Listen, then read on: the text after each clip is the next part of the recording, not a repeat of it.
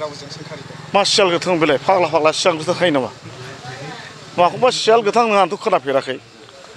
सारा पृथिबियाव आङो सियाल गोथां होननाय माने निला हियाल ब्लु फक्स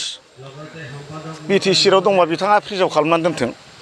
बेखौ वार्ल्डनि मानसिफ्रा नायगोन वार्ल्ड माबा फरेस्टनि मिनिस्टार हिसाबै नङा होमबा बे बिथाङा गरमजों बुंफ्लांदों जानो हागौ न दाउट बिथाङाबो गोरों गोरा मानसि मिथिखागौ खिन्थु बेना गरमजों बुंनाय बेखौ आलाय माथो बुंबावनो आरो गोसो जानानै बुंथारदोंब्ला बिथाङा बे बिटिसि एरियानि हाग्रानि गेजेराव दंब्ला सियाल गोथाङा प्रिजार्भ खालामनानै दोननाया दरखार दं रिभिनिउ मोनगोन वार्ल्डनि मानसिफ्रा नायफैजोबगोन आंथ' खोनाफेराखै ब्लु फक्सखौ नोंसोर खोनादों नामा खोनाफेरबाय हो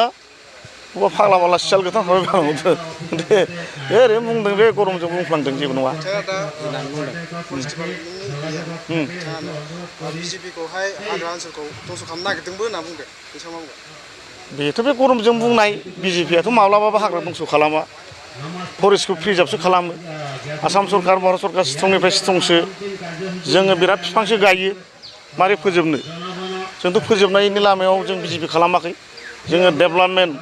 जोङो भारत बर्षखौ मारै बासायनो आरो जोङो डेभेलपमेन्टखौ मारै खालामनो हायो बे उद्देश्यखौ लानानैसो जों बिजेपियाव हाबदों आरो बिदि दंफाङाथ' ओरैनो बुंनो थाङोब्ला सिगांनि बादि गैखाला थेवब्लाबो बिजेपिया बेखौ हमथानायनिसो आखायाव लादों खुनु बिदि हाग्रा फोजोबनायनि जेबो उद्देश्य गैया बिजेपिया